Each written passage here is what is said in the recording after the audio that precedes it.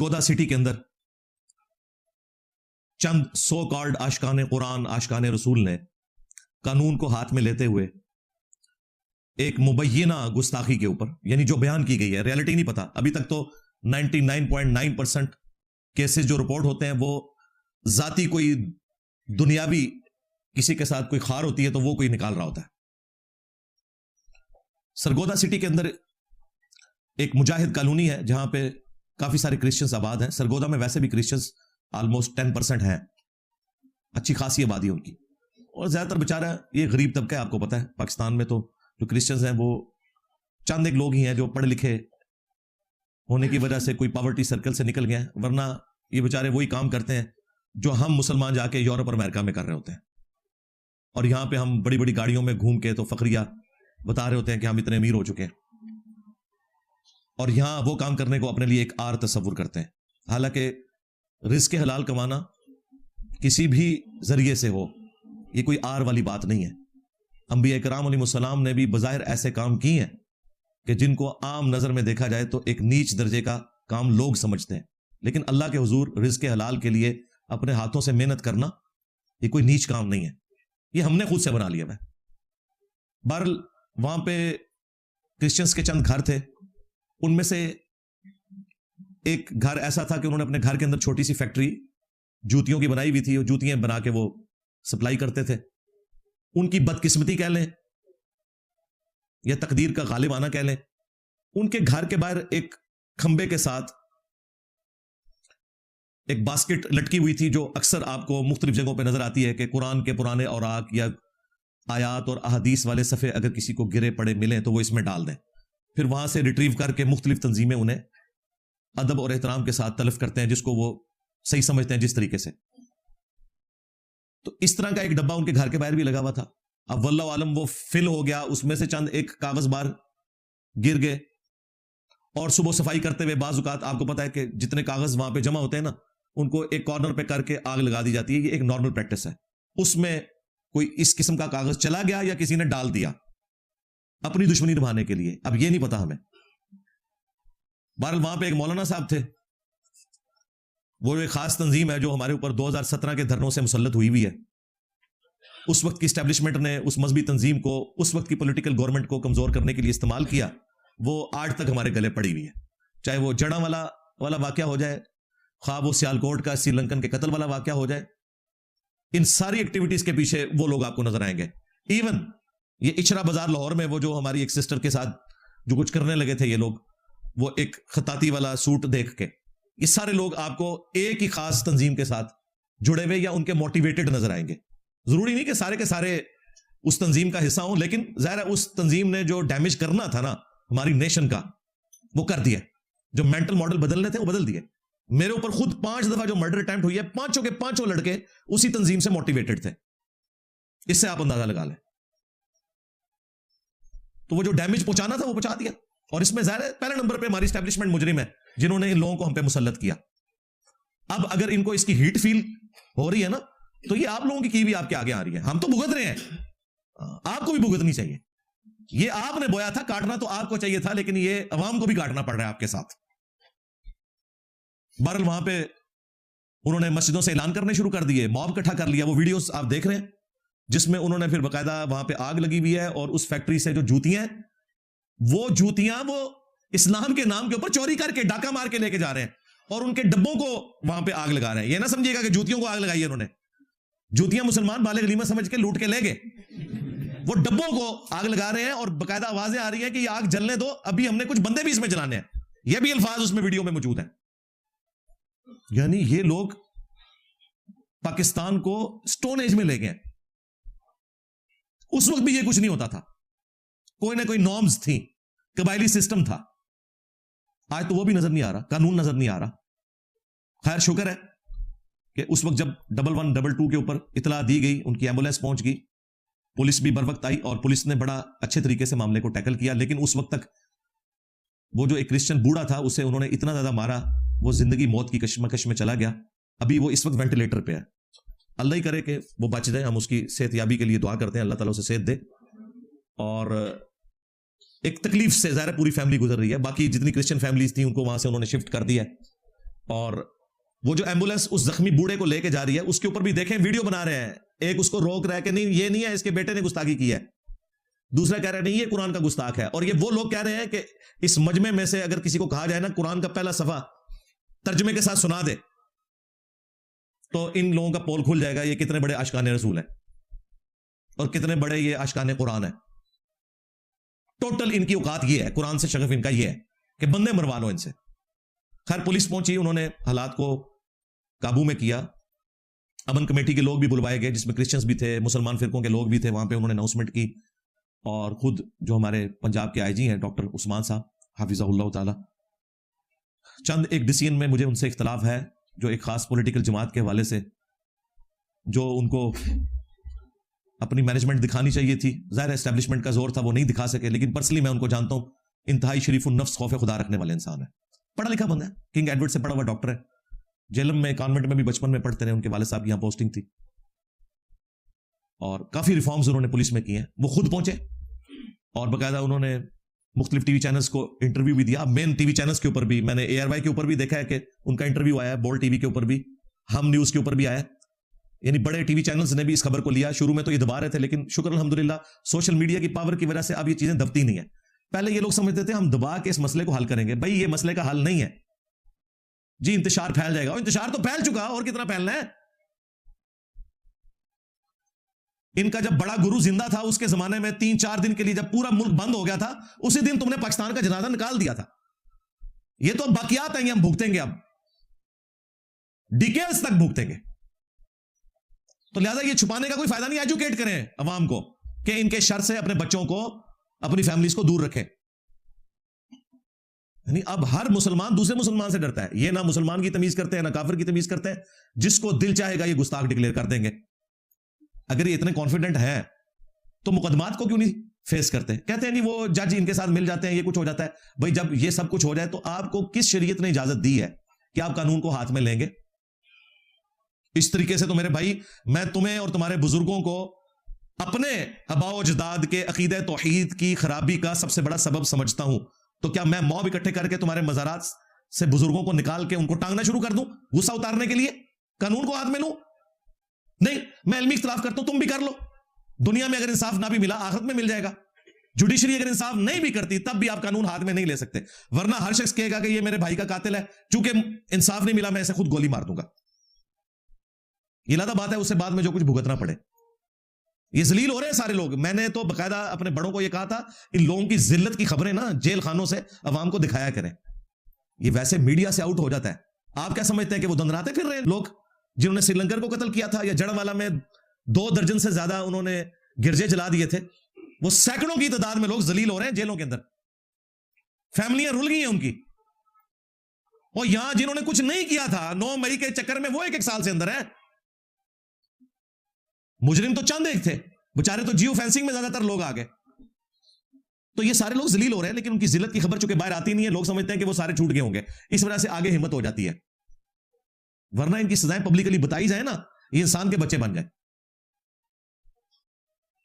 ایک شخص کو ایکسٹرا جوڈیشل ایکٹیویٹی کے اوپر ٹانگا تھا نا, اس وقت army chief, prime minister, judiciary تینوں ایک پیج پہ آئے تھے سلمان تاثیر کے قتل کے کیس میں. اگر اس کو اس وقت نہ ٹانگا جاتا تو آپ کو ہر مہینے ہر ہفتے اس قسم کے کئی غازی نظر آنے تھے پورے ملک کے اندر. لیکن پھر لوگوں کو یقین ہو گیا نہیں نہیں ہمیشہ اس طرح نہیں ہوتا, ٹانگ بھی دے دینے. اور پھر انہوں نے چن کے ڈیٹ بھی رکھی 29 فروری کی کہ برسی بھی 4 سال بعد آئے. ہاں فروری جو ہے وہ 28 کا مہینہ ہوتا ہے, لیپ کے سال میں 29 کا ہوتا ہے. وہ جان بوجھ کے انہوں نے 29 فروری کی ڈیٹ رکھی تھی تاکہ یہ ہر سال برسی نہ منا سکے. تو وہ ایک ایسا ڈیسیژن تھا جس کی وجہ سے مستقبل کے واقعات رک گئے. اب بھی اس قسم کے جو واقعات ہیں ان مجرمین کی خبریں پھر چلنی چاہیے. ابھی انہوں نے بندے پکڑ لیے, کچھ لوگ جو ہے جیو فینسنگ میں آئے ہیں ان کو بھی وہ پکڑ رہے ہیں, اور انشاءاللہ اس معاملے کو بھی منطقی انجام تک پہنچائیں گے. باقی یہ جو لوگ گلا کرتے ہیں نا کہ یہ آئے دن پاکستان میں اس طرح کے واقعات کیوں ہوتے ہیں, اور بھائی 25 کروڑ کی آبادی کا ایٹم بم ہے, ہم اس میں اس طرح کے 1-2 واقعات مہینے میں ہو جانا یہ کوئی بڑی بات نہیں ہے جو ہم نے جنریشنز پروڈیوس کی ہوئی ہیں. میں تو اللہ کا شکر ادا کرتا ہوں کہ کبھی کبھار کوئی ایک آدھ واقعہ آتا ہے, ورنہ اتنی بڑی آبادی کا ایٹم بم اور اس میں بھی پھر برین واش لوگوں کا بھی ایک پورا کا پورا ایٹم بم بنا ہوا ہے. اس میں یہ چاند ایک واقعات آنا، یہ بہت تھوڑے واقعات ہیں. اللہ کا شکر ہے یہ بھی وقت کے ساتھ انشاءاللہ ایڈریس ہو جائیں گے، لیکن یہ ڈیمیج ہوا ہے نا، کچھ عرصہ تو ہمیں بھگتنا پڑے گا، سیدھی سی بات ہے. انہوں نے اپنا فخر سمجھ لیا کہ ہم نے یہ حرکتیں کرنی ہیں، اس کے بعد جو مرضی ہوتا رہے. اس وقت لوگوں کے بچوں کو ورگلا کے اپنے ساتھ استعمال کرتے ہیں، بعد میں پھر جب ضمانتیں کروانے کی باری آتی ہے کوئی بندہ ضمانت دینے کے لیے تیار نہیں ہوتا، پوری فیملیز رول جاتی ہیں. اس وقت وہ نعرے مار رہے ہوتے ہیں، انہیں پتہ ہی نہیں بعد میں کیا ہونا ہے ان کے ساتھ. ان نعروں کا مزہ پھر بعد میں نکلتا ہے. خیر ابھی یہ جو معاملہ ہوا ہے پولیس نے بر وقت کنٹرول کیا، لیکن وہ ایک جو کرسچن بوڑھا ہے وہ اس وقت وینٹیلیٹر پہ، اللہ تعالیٰ اسے شفا دے، اور باقی جو لوگ ہیں ان کی حفاظت والا معاملہ کرے، اور یہ معاملات اس طریقے سے آہستہ آہستہ انشاءاللہ صحیح طریقے سے جوڈیشری کے تھرو ایڈریس ہوتے رہے تو یہ واقعات آہستہ آہستہ کم ہو جائیں گے. ابھی بھی کافی حد تک ایڈریس ہو چکے ہیں، ادروائز جس طریقے سے یہ جن بوتل سے باہر نکلا ہوا تھا نا، آپ 4-5 سال پہلے چلے جائیں تو یقین کریں سانس لینے میں بھی دشواری ہوتی تھی. جس طرح یہ چھائے ہوئے تھے، کوئی اینکر ان کا نام نہیں لیتا تھا. اب تو یہ کافی حد تک ان کا ڈنگ نکل چکا ہوا ہے. یہ چند ایک واقعات چونکہ ہم نے بویا ہوا ہے تو کبھی کبھار کوئی اس طرح کا واقعہ کاٹنا پڑ جاتا ہے. ادروائز اللہ کا شکر ہے کہ ضرب عزم اور رد الفساد حافظہ اللہ تعالی، FATF حافظہ اللہ تعالی. ہاں کٹو کلپ میرے. ظاہر ہے ہمیں گوروں نے بتایا ہے کہ سینڈ پونجو ہے اپنا. ہاں اسی سینڈ بھی نہیں سی پونج سکتے اپنا، یہ گوروں نے ہمیں بتایا. آ کے یہ گورے ابھی بھی نہ بتاتے نا، ابھی بھی ہماری اسٹیبلشمنٹ کو ہوش نہیں آنی تھی کہ یہ ہم کیا دہشت گرد پال رہے ہیں، اپنی آنے والی نسلوں کو برباد کرنا شروع کر دیا ہم نے. یہ کوئی ضرب عزم رد الفساد کا کریڈٹ اگر جاتا ہے پہلے نمبر پہ تو گوروں کو جاتا ہے، اس کے بعد ہماری پولیٹیکل اس وقت کی گورنمنٹ کو یا فوج کو جاتا ہے. انہوں نے تو خود نہیں تھا کرنا، انہوں نے تو ایک پرائم منسٹر فارغ کر دیا اس چکر میں، وہ ڈان لی کے چکر میں. یہی چکر تھا نا، وہ کہتا تھا یار ان کو سنبھالو، یہ کیا تم لوگوں نے پالے ہوئے. اس کی ڈان لیگ بنا کے تو اس کو انہوں نے طریقے سے فارغ کر دیا. بعد میں ان کو سمجھ آئی تو پھر خود ہی انہوں نے رد الفساد شروع کیا اور ڈان لیگ کو اپنی پالیسی بنا لیا FATF کی وجہ سے. یعنی ہم پوری کھاری کاٹنے کے بعد وہی کچھ کرتے ہیں جو ہمیں کوئی پہلے مت دے دے، لیکن بعد میں سمجھ آتی ہے ہمیں، پہلے نہیں سمجھ آتی جب تک ہم وہ تھوک کے چاٹ نہ لیں اپنا. یہ سارے کے سارے معاملات اب آپ کے سامنے ہیں. ہم نے تو اس کے لیے آواز بلند کرنی ہے، لوگوں کو ایجوکیٹ کرنا ہے کہ بچ جاؤ ان مولویوں کے شر سے، اپنے بچوں کو بچاؤ، یہ برین واش نہ کریں، اس قسم کی ایکٹیویٹیز سے اپنے بچوں کو بالکل دور رکھیں. یہ کوئی دین کی خدمت نہیں ہو رہی ہے. اسلام تو اتنا سخت ہے اس معاملے میں کہ سورۃ المائدہ کی آیت نمبر 32 میں اللہ تعالیٰ نے یونیورسل ٹروتھ کے طور پر بنی اسرائیل کے لیے بھی اور امت محمدیہ صلی اللہ علیہ وآلہ وسلم کے لیے بھی قانوناً یہ بات بیان فرما دی ہے کہ جس شخص نے ایک جان کو قتل کیا، ایک جان کو، جان نفس کا لفظ استعمال کیا، مسلمان نہیں، نفس، خواہ مسلمان ہو کافر ہو، سوائے 2 استثناء کے، قتل کے بدلے قتل اور وہ بھی جوڈیشری کے تھرو، یا کوئی فساد فی الارض کر رہا ہے وہ بھی جوڈیشری کے تھرو. یہ 2 وجوہات کی بنا پر کسی انسان کی جان لی جا سکتی ہے، وہ بھی لے گی عدالت. ان 2 کے سوا اگر کسی نے کسی ایک انسان، ایک جان کو بھی قتل کیا، گویا اس نے پوری انسانیت کا قتل کر دیا، اور جس نے ایک جان کو بچایا اس نے پوری انسانیت کو بچا لیا. یہ تھی اسلام کی تعلیمات. صحیح بخاری میں حدیث ہے، جو نان مسلم کسی مسلم کنٹری میں ٹیکس پے کر کے رہ رہا ہے، اسے بھی نہ حق کسی نے قتل کر دیا، ایسا شخص جنت کی خوشبو بھی نہیں پائے گا، حالانکہ جنت کی خوشبو 40 سال کی مسافت سے آ رہی ہوگی. یہ بخاری کے الفاظ ہے، یہ کہانی شریف نہیں ہے، بخاری شریف ہے. خوشبو بھی نہیں، مسلمان بھی نہیں پا سکتا اگر اس نے کسی نان مسلم کو بھی نہ حق قتل کر دیا. تو یہاں تو یہ سارا ہو رہا ہے، اور اس کے بعد نعرے لگا رہے ہیں جنتی ہونے کے. اور تم لوگوں کا تو علمی لیول یہ ہے کہ تمہیں یہ بھی نہیں پتا کہ قرآن کو اگر تلف کرنا پڑے نا، پرانے اوراق کو، تو اس کا سب سے بہترین طریقہ اسے آگ لگانا ہے. گستاخی کی نیت سے نہیں. اگر آپ کو پرانے اوراق کو بچانا ہو بے حرمتی سے، پانی میں بہانا، زمین میں دفن کرنا، ان سب سے بہتر طریقہ جو ہے وہ آگ لگانا ہے. اور یہ سنت ہے سیدنا عثمان کی، صحیح بخاری میں موجود ہے. آذربائیجان کی فتح کے دوران سیدنا عثمان کے پاس حضرت حذیفہ ابن یمان آتے ہیں اور وہ کہتے ہیں اے امیر المومنین، مسلمانوں کو اختلاف سے بچائیں. چونکہ نیو مسلمز دوسرے کنٹریز سے بھی ہو رہے تھے، عربی سب کو نہیں آتی تھی، تو مختلف لہجوں میں قرآن کو وہ پڑھتے تھے. 7 قرات میں تو پہلے ہی وہ نازل ہوا ہے. یہ 7 ڈائلیکٹ ہیں، جس طرح پنجابی کے بھی کئی ایک ڈائلیکٹ ہیں. تو وہ آپس میں پھر اختلاف والا معاملہ بھی، جس کو نیو مسلم کو تو نہیں پتا، وہ آ سکتا تھا. تو سیدنا عثمان کو جب انہوں نے ریکویسٹ کی تو حضرت عثمان نے وہ سارے نسخے قرآن کے ریٹریو کیے اور صرف قریش کی قرات کو ریٹن میں باقی رکھا. زبانی تو ابھی تک چل رہی باقی قرات اسٹیبلش ہے, بخاری مسلم میں آیا ہے کہ وہ اللہ تعالیٰ نے 7 قرات میں قرآن کو نازل کیا امت کی آسانی کے لیے. لیکن حضرت عثمان نے جو مصحف عثمانی ہمارے پاس اس وقت بھی موجود ہے, یہی شیعہ کا قرآن بھی ہے, یہی سنیوں کا قرآن بھی ہے. ایران سے یہ ریڈ بائنڈنگ میں چھپتا ہے, سعودیہ سے یہ بلو اور گرین بائنڈنگ میں چھپتا ہے.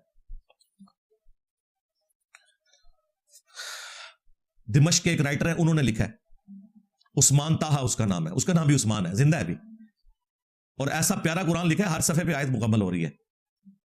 تو یہ مصحف عثمانی, یہ پھر حضرت عثمان نے ایک نسخہ قریش کی قرات میں جو نبی الاسلام کی قرات تھی اس میں باقی رکھا, اور باقی قراتیں جو اسٹیبلش تھیں وہ سارے نسخے ریٹریو کر کے انہیں آگ لگا دی کہ فتنہ نہ کھڑا ہو. ان کو کسی نے نہیں مشورہ دیا انفی نے کہ جی جناب زمین میں قبر کھود کے امیر المومنین اس میں دفنا دیں, آگ لاؤ گے تو گستاخی ہو جائے گی. اور جائے لو تواڈے بزرگوں نے تانوں غلط دین ہی دسیا. نہ حضرت عثمان کو کسی نے مشورہ دیا کہ دریائے دجلہ میں سے بہا دیں یا دریائے نیل میں بہا دیں, دونوں جگہ پہ مسلمانوں کی حکومت تھی. سب سے سیف طریقہ یہ ہے, گھروں میں بھی آپ کے پاس جو پرانے قرآن کے اوراق ہوں یا دینیات کی کتابیں یا کوئی ایسی آیات اذکار لکھے ہوئے تو انہیں ردی میں نہ دیں. اور نہ یہ ہونا چاہیے کہ اس طرح کی چیزیں ردی میں پہنچ کے لفافے بن جائیں. ویسے تو اب سپریم کورٹ کی اس پابندی کے بعد اب عرصہ دراز سے آپ کو کبھی بھی مارکیٹ کے اندر اس طرح کے کاغذ جن پہ انک کے ساتھ کچھ لکھا ہو, خواہ وہ اخبار ہو یا کتابیں ہوں, وہ نظر نہیں آئیں گے, کیونکہ وہ مضر صحت ہے. اس کے ساتھ اگر کوئی چیز ٹچ کر جائے, ایون نان ٹچ کرتا ہے, تو سیاہی کا اثر جو اس پہ جاتا ہے وہ بھی مضر صحت ہے. اس لیے یہ پابندی لگا دی تھی اور بڑا اچھا کام کیا انہوں نے. بے حرمتی والا ایلیمنٹ تو الگ سے تھا, تو اب وہ ردی آپ نے ظاہر ردی والے کو دینی ہے تو پھر بے حرمتی کا چکر ہو جائے گا. تو بہتر یہ ہے کہ گھروں میں آپ ایک آدھ لوہے کی بالٹی رکھیں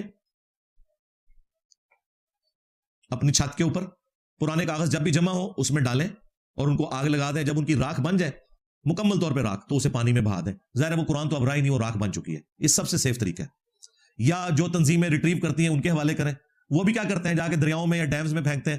آپ دریائے جہلم ہم سے یہاں پہ واکنگ ڈسٹینس پہ ہے, مشکل یہاں سے 1 کلومیٹر ہوگا, یہ سڑک پار کر کے پیچھے. جیسے ہی گرمیوں میں تھوڑا پانی کم ہوتا ہے, ڈیم کا پانی روک لیا جاتا ہے, تو وہی سارے قرآن جو ہیں وہ آپ کو کنارے پہ ریت کے اوپر پڑے ہوئے نظر آتے ہیں. صحیح طریقے سے ڈمپ نہیں کیے جاتے. یا کریں بھی تو پانی خشک ہو گیا تو باہر ہی نکلنے نا. تو بہتر طریقہ آگ لگانا ہی ہے. اور اگر دریا میں بھی پھینکنا ہے آپ نے یا ڈیم کے اندر بھی, تو کسی مضبوط بوری میں اسے ڈال کے اس میں پتھر ڈالیں, اوپر سے اس کا منہ بند کریں, ایک کشتی کرائے پہ لیں, اور جہاں پانی خشک نہیں ہوتا یا ڈیپ واٹر ہے وہاں پہ جا کے آپ اس کو ڈالیں تاکہ وہ پیندے میں جا کے بیٹھ جائے. کل کو اگر پانی خشک بھی ہو تو وہ باہر نہ نکلے. یہ پھر طریقہ, اور یہ مشکل طریقہ ہے. سب سے سیف طریقہ آگ لگانا ہے. لیکن خدا نہ گاڑی کسی سامنے نہ لانا, نہیں تو اگلا نمبر تھوڑا لگ گیا جائے. ویسے تو ہر گلی محلے میں تندور بھی موجود ہے, ان کے ساتھ بھی نہیں کیا ہے. اگر ان کو چاند ایک صفات اس طرح کے دے دیے جائیں, چلیں وہ اس میں جلا لیں گے, وہ تھوڑی آگ اس سے حاصل کر لیں گے, لیکن خطرہ یہ والا رہے گا کیونکہ ہم جاہلوں کے ملک میں رہ رہے ہیں. انہیں قرآن و سنت بھی نہیں صحیح بتایا گیا, اور اگر انہیں کوئی سمجھاتا ہے طریقے سے تو یہ لوگ اس کی جان کے دشمن ہو جاتے ہیں. آپ دیکھ لیں ہمارے جو بھائی ہیں اقرار الحسن, ان پہ بھی دیکھیں حملہ کر دیا وہ شف سرکار نے. اس کا وہ رائٹ ہینڈ ہے بندہ جو سامنے آیا ہوا ہے, اس کی گاڑی روک لی ہے, اس کے اوپر انہوں نے ڈنڈوں سے اور پتہ نہیں کیا شیشہ سامنے ونڈ سکرین بھی توڑ دی. اس کے بعد تیزاب پھینکا. میری اس سے 2 دن پہلے بات ہوئی, میں نے کہا شکر کرو کوئی گن لے کے نہیں آیا ہوا تھا ادھر یار. تمہیں کس نے کہا تم ٹارزن بنو اس طرح بھائی؟ میں نے کہا یار جب تم ڈکلیئرڈ کسی جگہ پہ جا رہے ہو تو اس طرح پبلکلی تمہیں نہیں جانا چاہیے. تمہیں چاہیے چپ کر کے ایک موٹر بائک کے پیچھے بیٹھو, کہیں پچھلے دروازے سے اندر انٹر ہو جاؤ. اب اس طرح اعلانیہ انٹر ہو گئے تو وہ تو تیار بیٹھے ہوئے, جدھر جدھر جاؤ گے وہ بندے پیچھے بھیجے گا. ان کا تو طریقہ واردات یہ ہے. ابھی تو صرف تیزاب پھینکا ہے نا, مجھے بتایا اگر وہ گولی چلا دیتا, خدا نہ خواستہ اقرار کو لگ جاتی ہے, اقرار کو نہ لگتی ساتھ والے کو لگ جاتی, تو کیا ضرورت ہے جناب ٹارزن بننے کی؟ اگر آپ نے کام اس طرح کا کرنا ہے پھر آپ کو ٹارزن بننے کی ضرورت نہیں ہے. نہ آپ سیکورٹی کے ساتھ جتنے مرضی باڈی گارڈ آپ رکھ لیں, کسی باڈی گارڈ نے جب گولی چلی تو اس نے نہیں سامنے آگے کھڑے ہونا. اس ٹائم ہوش ہی نہیں ہوتی انسان کو, اپنا بچانے کی لوگ کوشش کرتے ہیں. تو ضرورت ہی نہیں ہے کہ آپ اس طریقے سے ڈکلیئرڈ کسی جگہ پہ جا رہے ہیں تو وہاں پہ بھی آپ پبلک میں سے گزر کے جائیں کہ ٹھیک ہے کوئی آپ کو آگے اس طریقے سے نقصان پہنچائے. یہ کوئی اسلام نے آپ کو اس قسم کی تعلیمات نہیں دی ہوئی ہے. اپنی سیفٹی کے ساتھ چلیں. اور پھر جرت یہ ہے کہ جب اس طریقے سے حملہ کرتے ہیں بعد میں, جب وہی میں نے آپ کو بتایا میرے اوپر جن لوگوں نے اٹیک کیا انہوں نے بھی صحت جرم سے انکار کیا ہوا ہے. ادھر آنے سے پہلے کہتے ہیں پھندا چوم لوں گا. بعد میں کہتے ہیں ہم تو گئے ہی نہیں تھے وہاں. بڑوں سے لے کے چھوٹوں تک سارے معافیاں مانگتے آئے ہیں. میں نے اپنی ویڈیوز میں کئی دفعہ دکھایا, ساری کہانیاں بنا بنا کے آپ کو بتائی ہوئی ہیں. یہ پہلے دن ہی جوش ہوتا ہے, آہستہ آہستہ جوش سارا نکل جاتا ہے. جیل کا آپ کو اندازہ ہی نہیں ہے, 24 گھنٹے وہاں جو ہے وہ 1 سال کے برابر ہوتے ہیں. اتنی مشکل زندگی ہے جیل کی, تو سارا عشق نکل جاتا ہے. یہاں یہ حالت ہے, لوگوں کو اس طریقے سے مروا دیتے ہیں یہ, اگر کوئی اصلاح کی کوشش بھی کرے تو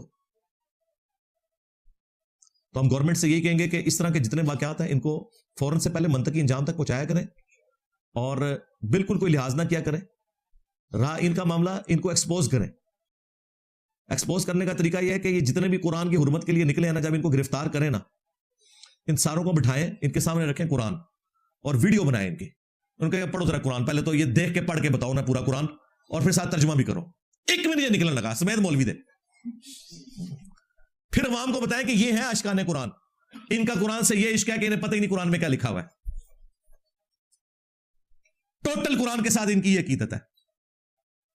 جس کو یہی پتہ نہیں قرآن میں کیا لکھا ہوا ہے, وہ یہ کہہ رہا ہے میں قرآن سے عقیدت رکھتا ہوں. تو نے تو اس کتاب کو اس قابل نہیں سمجھا, تو نے تو ایک اخباری خبر جتنی اہمیت بھی نہیں دی اللہ کی کتاب کو. یہ تیری ٹوٹل عقیدت ہے 2 نمبری کے اوپر مبنی. قرآن تو کہہ رہا ہے وَأُوحِيَ إِلَيَّ هَذَا الْقُرْآنُ لِأُنذِرَكُمْ بِهِ وَمَنْ بَلَغَ. اے نبی تم فرماؤ قرآن مجھے اللہ نے اس لیے وحی کیا کہ میں اس کے ذریعے تمہیں آخرت کا ڈر سناؤں, جس تک یہ کتاب پہنچ جائے اس کتاب کے ذریعے آخرت کا ڈر. رسول اللہ کا وسیع قرآن, آپ کا خلیفہ قرآن, آپ صلی اللہ علیہ وآلہ وسلم کی آخری وصیت قرآن, انسٹرومنٹ آف دعوت قرآن, ہدی للناس وبینات من الہدی والفرقان, پوری انسانیت کے لیے ہدایت, اور اس میں روشن دلائل ہیں ہدایت کے, اور حق اور باطل میں تمیز کرنے والی کتاب. کتاب بھی الفرقان اور صاحب قرآن بھی الفرقان, جو بخاری میں حدیث ہے محمد فرق بین الناس, محمد لوگوں میں حق اور باطل میں فرق ہے صلی اللہ علیہ وآلہ وسلم. تو قرآن کو تو ہم نے پیٹھ کے پیچھے ڈالا ہوا ہے. سورۃ الفرقان میں اللہ تعالیٰ نے فرمایا کہ قیامت کے دن رسول اللہ شکایت کریں گے, ہمیں تو صرف آدھی بات بتائے گی کہ نبی علیہ السلام شفاعت کریں گے, انشاءاللہ ضرور کریں گے. شفاعت ان کی ہوگی جو شفاعت کے حقدار ہوں گے. عسیٰ ان یبعثک ربک مقاما محمودا, مقام محمود بالکل برحق ہے. لیکن یہ آیت ہمیں کیوں نہیں بتائی وقال الرسول یا رب ان قوم اتخذوا هذا القرآن مہجورا. رسول اللہ شکایت کریں گے کہ میری امت نے قرآن کو پیٹھ کے پیچھے ڈال دیا تھا. جس کی شکایت ہو رہی ہوگی, شفاعت والا معاملہ تو پھر رہ ہی گیا نا. اور جنہوں نے شکایت لگانی ہے وہ رو رہے ہیں. امت کہہ رہی ہے جو کچھ بھی ہے تیرے محبوب کی امت سے, اور محبوب رو رہے ہیں کہ مجھے امت کے خلاف گواہی دینی پڑنی ہے. میرا خیال ہے اس میں ایک ایلیمنٹ یہ بھی ہے کہ حضور اس لیے بھی روتے تھے کہ امت نے تو مجھ سے امیدیں لگائی ہوئی ہیں, ان کو پتہ ہی نہیں میں نے تو ان کی شکایت لگانی ہے. یہ بھی ایک ریزن تھی حضور کے رونے کی.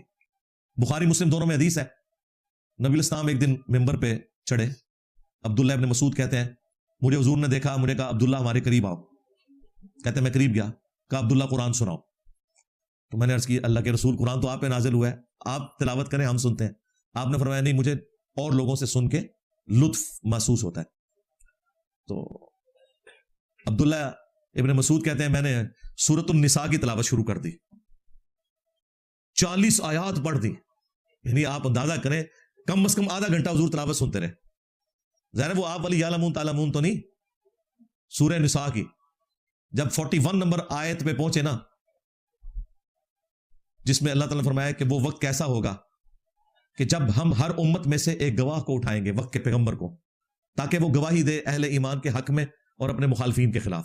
اور اے نبی ہم تمہیں گواہ بنا کر لائیں گے ان مشرکین عرب کے اوپر. تو بس یہ آیت سننی تھی. حضور نے کہا عبداللہ بس کرو, عبداللہ بس کرو.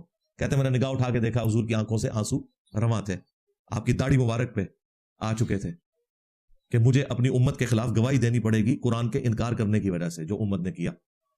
یعنی جنہوں نے ہماری شفاعت کرنی ہے وہ تو یہ رو رہے ہیں کہ شفاعت کیا, میں نے تو ان کی شکایت لگانی ہے کہ انہوں نے قرآن پہ عمل نہیں کیا, اور امت کا کہہ رہی ہے جو کچھ بھی ہے تیرے محبوب کی امت سے. تو محبوب تو پہلے ہی بتا گیا. بخاری مسلم میں حدیث ہے, نبی الاسلام نے فرمایا دیکھنا کوئی شخص مال غنیمت میں زکوٰۃ کے معاملات میں خرد برد نہ کرے, ایسا نہ ہو قیامت کے دن اس کا اونٹ اس کی گردن پر سوار ہو اور وہ مجھے پکار رہا ہو اغثنی یا رسول اللہ, اے اللہ کے رسول میری مدد کریں, میں نے تمہارے کچھ کام نہیں آنا, میں نے تمہیں دنیا میں بتا دیا تھا کہ اللہ کا حق ادا کرنا ہے اپنے مال مویشی میں.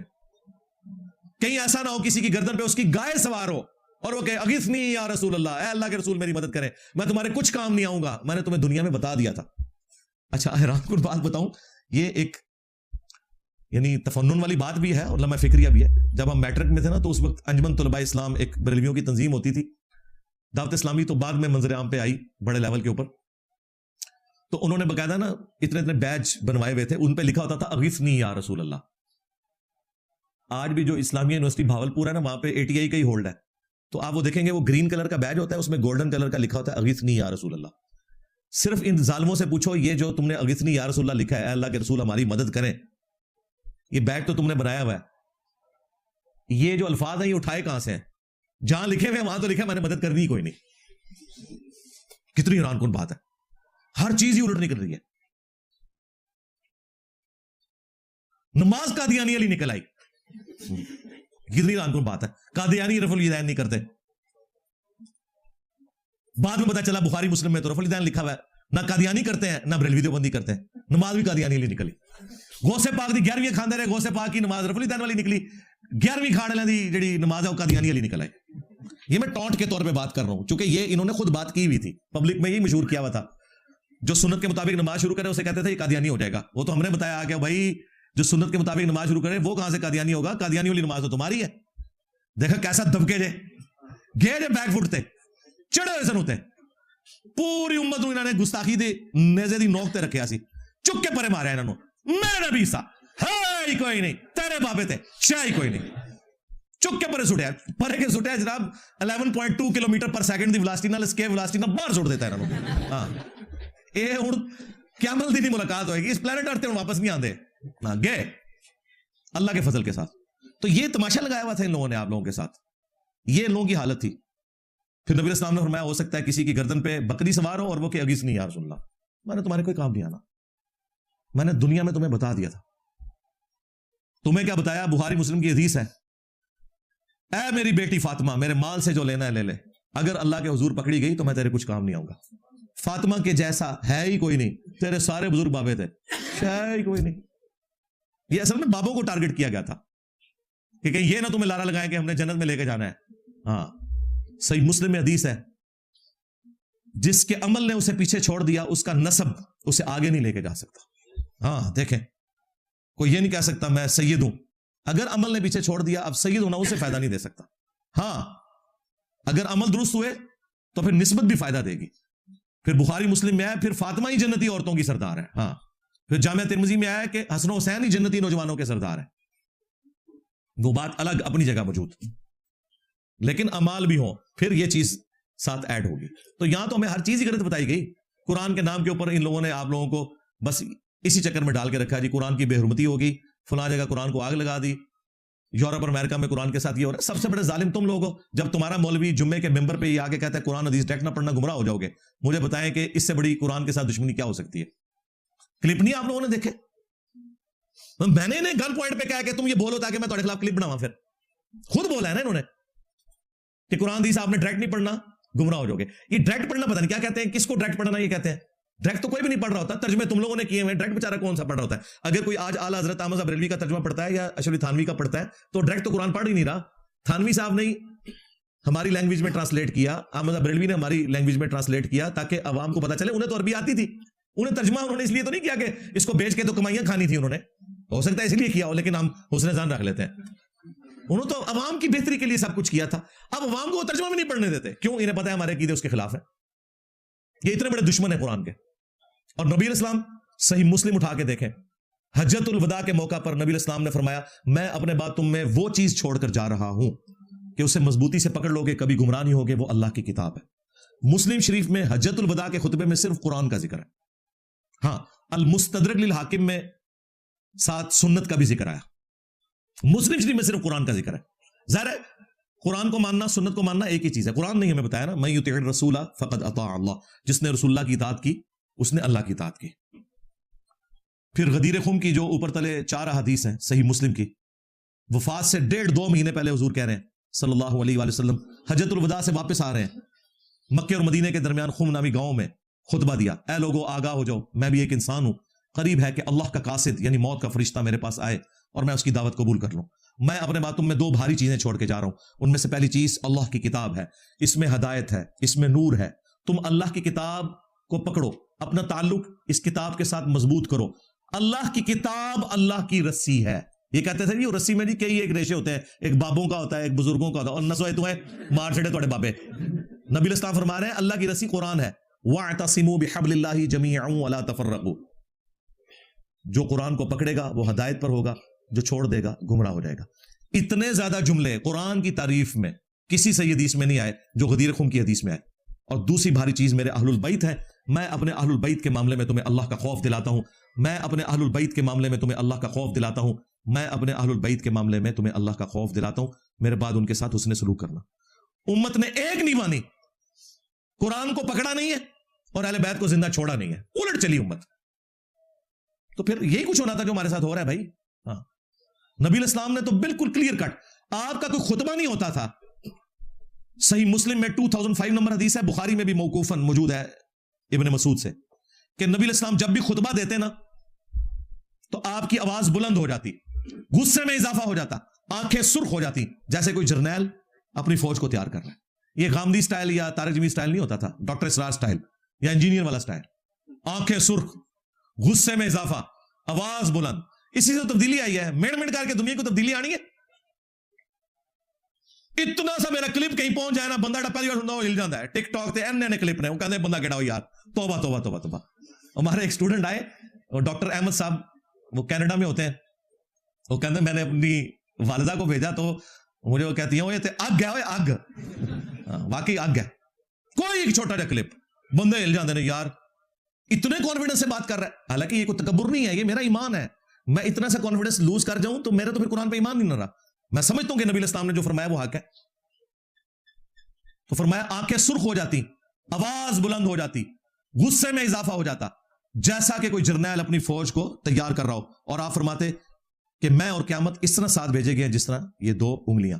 پھر آپ فرماتے اما بعد فإن خیر الحدیث کتاب اللہ وخیر الہدی ہدی محمد صلی اللہ علیہ وآلہ وسلم وشر الامور محدثاتها وکل محدثۃ بدعہ وکل بدعۃ ضلالہ وکل ضلالۃ فی النار.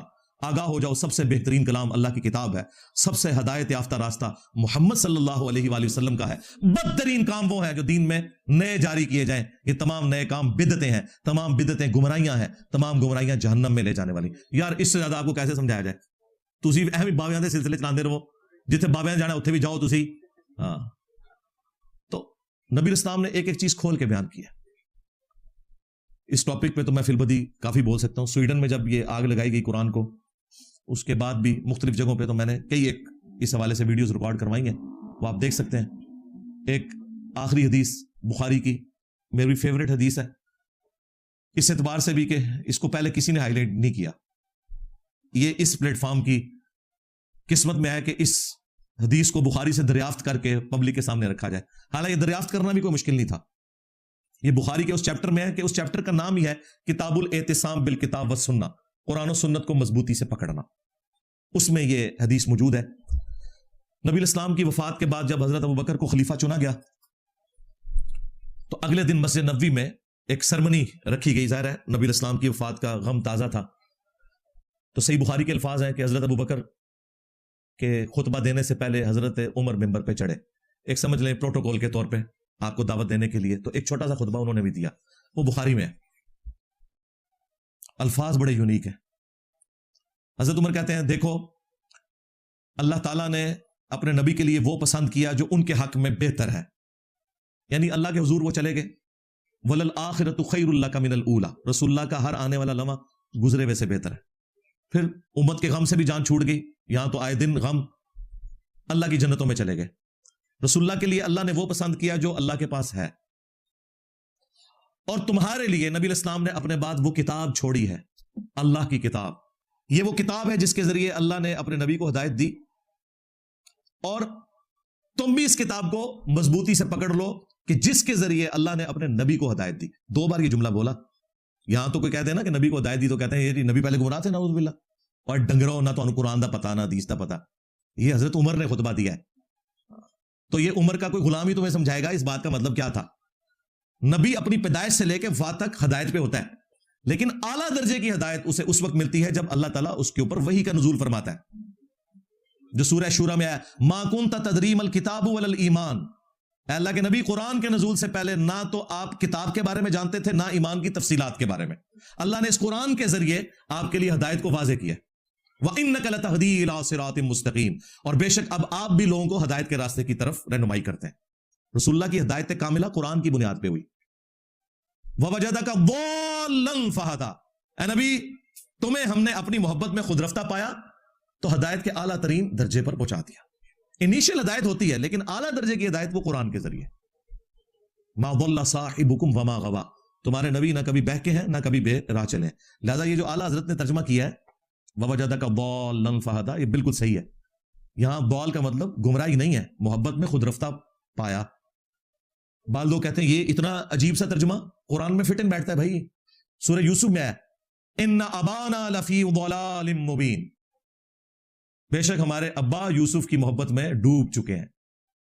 وہاں کوئی یہ ترجمہ نہیں کر سکتا ہمارے ابا گمراہ ہو چکے ہیں۔ اگر حضرت یعقوب کے بیٹوں نے اپنے باپ کو یہ کہا ہوتا کہ ہمارے ابا گمراہ ہو چکے ہیں یوسف کی محبت میں، تو ابا تو گمراہ نہیں ہوا، وہ خود کافر ہو جاتے، اور وہ کافر تو نہیں تھے، صحابہ تھے، ڈبل صحابی ہوئے، حضرت یوسف کے بھی حضرت یعقوب کے بھی۔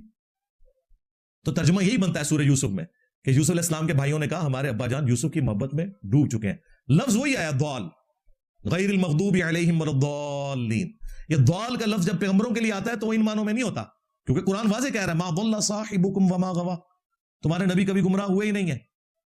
تو ووجدک ضالا فہدی، اے نبی تمہیں اپنی محبت میں خود رفتہ پایا، منزل مقصود تک پہنچا دیا۔ یعنی محبت کی گہرائی میں ڈوبنا، کسی کے لیے تڑپ رکھنا، اسے بھی ضال کہا جاتا ہے۔ ان ابانا لفی ضلال مبین، ابا جان تو یوسف کی محبت میں ڈوب چکے ہیں، گمراہ نہیں ہو چکے۔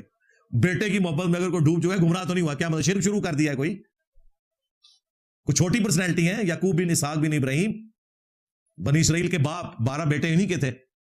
تو اس لیے قرآن کی یہ میں نے ساتھ کلیریفیکیشن کر دی۔ یہ وہ چند ایک باتیں ہوتی ہیں جس کی وجہ سے نا یہ اس طرح کی حدیثوں کو چھپا لیتے ہیں کہ جی حضرت عمر نے کہہ دیا کہ اللہ نے قرآن کے ذریعے اپنے نبی کو ہدایت دی اور رسول اللہ نے بھی اپنے بعد قرآن کو چھوڑا ہے، تم بھی اسے پکڑو ہدایت پاؤ گے کہ جس کے ذریعے نبی کو ہدایت دی گئی۔ وہ کہتے ہیں اوہ ہاتھ پاؤں پھول جاتے ہیں۔ یہ ہے وہ چیز جو آپ کہتے ہیں قرآن حدیث ڈائریکٹ نہیں پڑھنی۔ اچھا منوسو، قرآن حدیث ڈائریکٹ پڑھ کے اگر گمراہ ہو رہے ہیں تو تم سمجھا دو نا، انجینئر صاحب تو سب کچھ پڑھ رہے ہیں سمجھا بھی رہے ہیں۔ میں نے پچھلے ربیع الاول میں 12 قرآن کی گستاخانہ آیات جنہیں یہ بیان کرنے کو گستاخی سمجھتے ہیں، بار شریعت میں لکھا ہے مفتی امجد علی نے کہ اس قسم کے واقعات قرآن سے بیان کرنا جس میں اللہ تعالیٰ نے اپنے نبیوں کو سرزنش کی ہے کوئی اجتہادی غلطی پہ، ان کا درس دینا حرام ہے، یعنی قرآن پڑھنا ہی حرام ہو گیا۔ تو میں نے بتایا تھا کہ آج میں وہ ساری آیات ڈھونڈ ڈھونڈ کے نا ان کا درس دینے لگا ہوں، اور میری زندگی کے چند کرٹیکل لیکچرز میں سے ہیں وہ ٹوٹل 12 آیات میں نے قرآن سے ڈھونڈی اور ان کے اوپر میں نے درس دیا۔ ان کے کانٹیکسٹ میں اور بھی آیات میں نے ڈسکس کی، 30-40 کے قریب آیات۔ میرا دعویٰ ہے کہ اس سے ہٹ کے کوئی آیت قرآن میں ایسی نہیں ہے جس کے بارے میں کسی کو کوئی کنفیوژن آ سکتی ہے۔ ایک ایک چیز کو اپنی جگہ پہ رکھ کے بیان کیا ہے۔ تم جسے رسول اللہ کی شان میں گستاخی سمجھ رہے ہو نا، یہ آیات وہ ہیں جو ہمارے پاس ثبوت ہے کہ یہ قرآن رسول اللہ نے خود نہیں لکھا، ورنہ اگر رسول اللہ نے یہ قرآن خود لکھا ہوتا تو اس میں یہ والی آیات نہ ہوتی۔ قل انی اخاف ان عصیت ربی عذاب یوم عظیم، اے نبی تم فرماؤ کہ اگر میں بھی اپنے رب کی نافرمانی کروں تو میں بھی ڈرتا ہوں کہ بڑے دن کا عذاب مجھے بھی آ پکڑے گا۔ جو شخص خود کتاب لکھتا ہے وہ اپنے بارے میں یہ کچھ تو نہیں لکھتا۔ پھر قرآن میں یہ آیت نہ ہوتی کہ یہ نبی اگر کوئی چیز ایسی ہماری طرف منسوب کر دیں جو ہم نے وہی نہیں کی، ہم ان کا دائیں ہاتھ پکڑ کے ان کی رگیں جہاں کاٹ دیں، اور تم میں سے کوئی ایک بھی ایسا نہ ہو جو رسول اللہ کو ہم سے بچا سکے۔ تو جو شخص خود کتاب لکھے وہ اپنے بارے میں یہ کچھ تو نہیں لکھے گا۔ نبی کا اختیار ہی نہیں تھا اس کتاب کے اوپر۔ یہ اللہ کے کلام کی خوبصورتی ہے کہ وہ بالکل کانفیڈنس کے ساتھ، دھڑلے کے ساتھ گفتگو کرتا ہے۔ خالق اور مخلوق کا فرق اپنی جگہ موجود ہے، وہ کوئی ختم نہیں کر سکتا، سیدھی سی بات ہے۔ تو اس طرح کی آیات کو پکڑتے ہیں وہ جی بڑی گستاخی ہوگی۔ اور گستاخی کہاں سے ہوگی؟ اللہ کے بندوں، کائنات کا مالک اپنے ایک بندے کے ساتھ جس کی پیدائش ایک قطرے سے ہوئی ہے، خواہ وہ کوئی پیغمبر ہو، بڑے سے بڑی کوئی شخصیت ہو، جب خدا سے بات کرے گا تو پھر تو کمپیریزن ہی کوئی نہیں ہے۔ خدا نے کوئی احترام کے ساتھ بات کرنی ہے جس طرح آپ آپس میں ایک دوسرے کے ساتھ کرتے ہیں، بھائی خالق و مخلوق کا فرق ہے۔ وہ تو پھر اس شخصیت کو جسے اللہ نے کہا وجیہن فی الدنیا والآخرہ ومن المقربین، دنیا اور آخرت میں ہمارے حضور ان کی وجاہت ہے۔ یہ وجاہت کا مطلب کہ ہمارے دربار میں ان کا وہ مقام ہے جو اور کسی کا نہیں۔ ومن المقربین، اور آخرت میں ہمارے قریبی لوگوں میں ہوں گے کون؟ عیسیٰ ابن مریم۔ لیکن جب توحید کی باری آئی ہے پھر بالکل ننگی تلوار ہے جی قرآن. ہاں لقد کفر الذین قالوا ان اللہ هو المسیح ابن مریم، بے شک وہ لوگ کھلا کفر کر رہے ہیں جو کہہ رہے ہیں کہ اللہ ہی عیسیٰ ابن مریم ہے، عیسیٰ ابن مریم ہی اللہ ہے. قل فمن یملک من اللہ شیئا، یہ شیئا بابے دے شاہی کوئی نہیں. اے نبی تم فرماؤ بھلا اللہ کا کوئی کیا بگاڑ لے گا. ان اراد ان یہلک المسیح، اگر اللہ ہلاک کر دے مسیح ابن مریم کو، ان کی ماں کو، جتنے زمین میں سب کو ہلاک کر دے، اللہ کا کوئی کیا بگاڑ لے گا. اب اللہ کو کون مشورہ دے کہ یا اللہ تو سورہ ال عمران میں کیا کیا ہے وجیہا فی الدنیا والآخرہ، یہ اب اچانک تجھے کیا ہو گیا؟ کچھ بھی نہیں ہوا بھائی. جب توحید بیان ہوگی اسی طریقے سے ہوگی. پھر یہی بیان ہوگا کہ عیسیٰ ان کی ماں روٹی کھانے کے محتاج تھے. ہاں عیسیٰ کے جیسا ہے ہی کوئی نہیں. عبد القادر جیلانی تھے، ہے ہی کوئی نہیں. ہاں مریم کے جیسا ہے ہی کوئی نہیں. رابعہ بصریہ تھے، ہے ہی کوئی نہیں. ہاں پھر کہا من دون اللہ، یہ من دون اللہ ہے کیونکہ تم نے ان کو اللہ کے مقابلے پہ کھڑا کیا. حالانکہ حزب اللہ ہے لیکن اللہ کے مقابلے پہ لاؤ گے من دون اللہ، نہ تمہارے نقصان کے مالک نہ نفع کے. ہاں ہم جب کبھی بریلویوں کو پیش کرتے ہیں نا شیعہ کو، وہ کہتے ہیں نہیں اس میں ہے کہ عبادت نہ کرو. بالکل عبادت کا بھی ہے ذکر، لیکن ساتھ یہ بھی ہے نقصان اور نفع کے مالک بھی نہیں ہے. کیونکہ وہ نکل جاتے ہیں، وہ کہتے ہیں ہم تو بزرگوں کی عبادت نہیں کرتے، ہم اللہ کا بندہ کہتے ہیں. ہم کہتے ہیں آگے پڑھ، ہاں آگے لکھا ہے نہ تمہارے نقصان کے مالک ہیں نہ نفع کے. تو عبادت کرو یا نہ کرو، جب تم کسی کو اس طریقے سے مشکل کشا مانو گے تو گویا تم نے اس کو خدائی میں ساتھ شریک کر دیا. اس کے لیے آپ ہماری تفصیلی ویڈیو دیکھیں. شیطانی توحید، شیطانی بابوں کا فتنہ، یہ جو آپ کو توحید بتا رہے ہیں نا، یہ شیطانی توحید ہے جس میں انہوں نے بزرگوں کو انبیاء سے بڑھا دیا ہوا ہے اور انبیاء کو اللہ سے بڑھا دیا ہوا ہے. ہم نے آپ کو رحمانی توحید سکھائی ہے، ان کی توحید شیطانی توحید ہے کیونکہ بابوں نے سکھائی ہے. ہم نے بابوں کی توحید نہیں ماننی، پیغمبروں کی کتابوں کی ماننی ہے. بابوں کی نہیں، کتابوں کی، اور صرف ان بابوں کو جو کتابوں کو مانتے ہیں. مرنے سے پہلے اے مسلمان کر لے اس پہ غور. کتابوں کا خدا اور ہے، بابوں کا خدا اور. کتابوں کا پیغمبر اور ہے، بابوں کا پیغمبر اور. کتابوں کا دین اور ہے، بابوں کا دین اور. اگرچہ وہ اسی اللہ رسول اور دین کے ماننے والے تھے لیکن انہوں نے اس کی تشریحات غلط کی، گویا کہ پھر وہ کسی اور ہی خدا کے ماننے والے تھے. یہ لٹریچر کی زبان میں بات ہو رہی ہے. اللہ کے فضل سے ہماری باتوں سے اس لیے لوگوں کا دماغ کھلا. تو وہ قرآن کی توہین کا چونکہ ذکر ہوا تھا تو میں نے بتا دیا پریکٹیکلی، تو آلریڈی یہ سارے گستاخ قرآن ہیں ہی ہیں. اللہ کرے اس ویڈیو کی برکت سے آپ قرآن ترجمے سے پڑھ کے اپنی اصلاح کر لیں انشاءاللہ.